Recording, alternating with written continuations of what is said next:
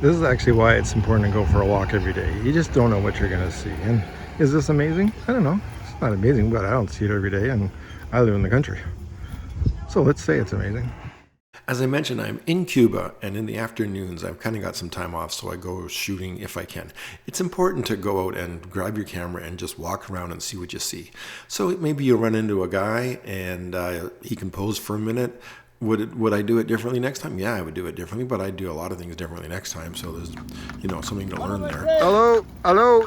Hello, baby. It's just that you see things if you go out for a walk. Now, this guy is fishing. It's almost at the beach, but people are showing him where the fish are, and he's trying to catch what he can. He didn't catch anything. I was there for like a long time. But the black and white picture of it is kind of interesting. Is it fantastic? No. But it was a fun moment, and this old lady's face is great. A simple shot on my walk. I don't know, it's like 6 o'clock maybe, and this was taken at 8 1/3 at about 1/80th of a second with a yellow filter. So whenever you get a chance, just go for a walk, see what you see. Maybe there's a photograph there, maybe there isn't. But if you're just sitting at the bar, you're never going to come up with a photograph.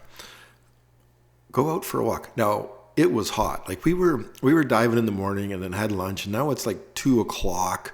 By the time you had some free time, maybe 3 o'clock, it's hot. It's 34 degrees. It's stiflingly hot for me from Canada.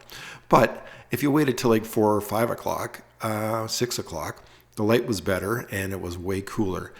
So, pick up your camera. Doesn't have to be complicated.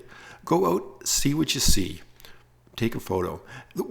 Taking a photo brings on better photos. If you go out and you don't take any photos, then you're not really opening yourself up. But when you start taking some photos, even lousy ones, lousy subjects, it opens you up to seeing better photos, I think. So go out, take a few, see what you get.